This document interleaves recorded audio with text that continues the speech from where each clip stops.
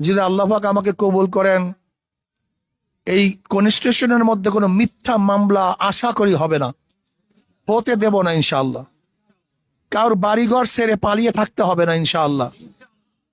কোন স্ত্রী তার স্বামীকে দেখবে না, এটা হবে না।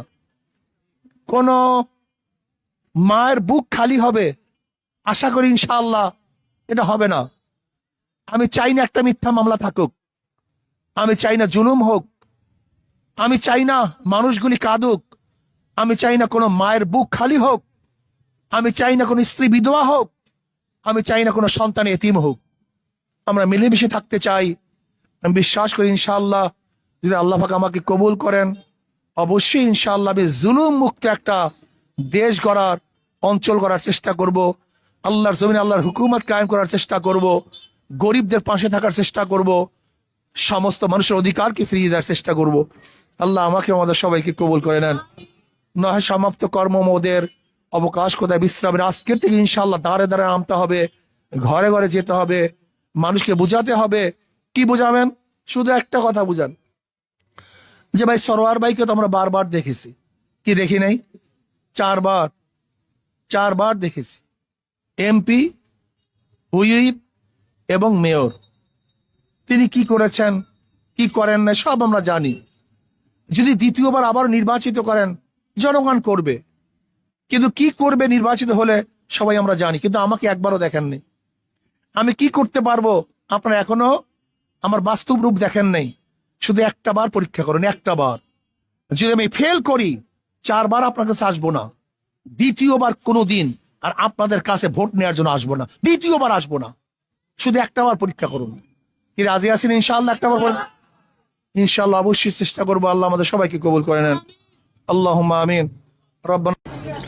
আমরা যদি এইভাবে ইমাম সাহেবকে বলি, আপনারা কি ভাবেন? তাহলে কি আমাদের সেই আমার মা বোন, গরিব ব্যক্তি বা অসুস্থ ব্যক্তির চিকিৎসা করা সম্ভব কি সম্ভব না? কথা বলেন না কেন? অবশ্যই সম্ভব। এই অফিসে উদ্যোগ নেবে, এই অফিসে উদ্যোগ নেবে, এই অফিসকে উদ্যোগ নিবে। আমি চাই এই অফিস উদ্যোগ নিবে।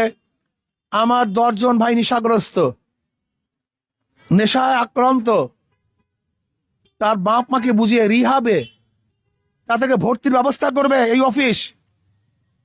চলো ভাই, বাপ মাকে বলবেন রিহাবে ভর্তি করে দেন, যেন নেশার থেকে মুক্ত হয়ে যায়। অর্থাৎ একটা সমাজকে সুন্দর করার জন্য, সমাজের সেবার জন্য, সমাজের উপকারের জন্য যাহা কিছু প্রয়োজন, আশা করি এই অফিস সেই কার্যকারী ভূমিকা পালন করবে। তাহলে ইসলামী আন্দোলন বাংলাদেশের 5 নং ওয়ার্ড এই অফিসের ইনশাআল্লাহ সার্থকতা হবে। কথা ঠিক না? এটা চাঁদাবাজির জায়গা হবে না, গুন্ডামি মাস্তানির জায়গা হবে না, জুলুম অত্যাচারের জায়গা এখানে হবে না, বরং এখানে গরিব দুঃখী মেহনত মানুষের আশ্রয় স্থান হবে ইনশাআল্লাহ। আমি কথাটা বুঝাতে পারি নাই? তাহলেই সার্থক, নজর সার্থকতা নাই। আমি ইসলামী আন্দোলন বাংলাদেশের প্রত্যেক নেতা কর্মীকে বলবো, সেবক হন, ভোগী না হই, সেবক হই, জালেম না হই, বরং মাজলুমদের পাশে দাঁড়াই। অত্যাচারী না হই, বরং যারা অত্যাচারী হয়েছে আমরা তাদের পাশে দাঁড়াই। যদি চরিত্রবান আদর্শবান হতে পারেন, দাওয়াত দিতে হবে না, এই অফিসে জায়গা দিতে পারবেন না, জায়গা দিতে পারবেন না। কিন্তু যদি এই অফিসগুলো অন্য অফিসের মতো হয়, চাঁদাবাজির জায়গা, গুন্ডামের জায়গা, মাস্তানির জায়গা, জুলুম অত্যাচারের জায়গা, তাহলে মানুষ আস্থাহীন হয়ে যাবে, মানুষের আশা এবং আকাঙ্ক্ষার প্রতিফলন ঘটবে না। এর জন্য আসুন আমরা সব মিলিতভাবে এই অফিসকে ধারণ করি, সদস্য হই।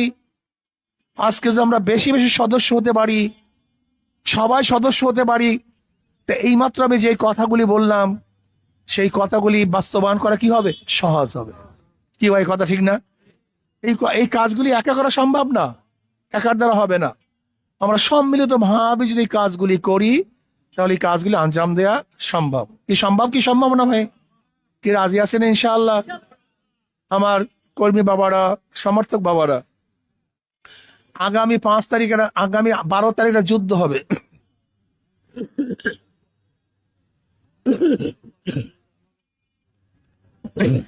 আগামী 12 তারিখে যুদ্ধ হবে, কথা না বলি, আগামী 12 তারিখে যুদ্ধ হবে। আমি বিশ্বাস করি 5 নং ওয়ার্ডের সেফাহ সালাররা, কর্মীরা, সৈনিকেরা সেই যুদ্ধে বিজয় হবে ইনশাআল্লাহ, এবং বিপুল ভোটে বিজয় হবে ইনশাআল্লাহ বিশ্বাস করি। সবচেয়ে বেশি ভোটে বিজয় হবে ইনশাআল্লাহ। আজকে থেকে ঝাঁপিয়ে পড়তে হবে। ইসলামী আন্দোলন বাংলাদেশ তারা ইসলামকে প্রতিষ্ঠিত করতে চায়, তারা হককে কায়েম করতে চায়। আমাদের মধ্যে যারা ইসলামের নামে আসছে কিন্তু শরিয়াত বাস্তবায়ন করতে চায় না, ইসলামী আন্দোলন তাদেরকে নিয়েও কোনো অবস্থানের সামনে চলতে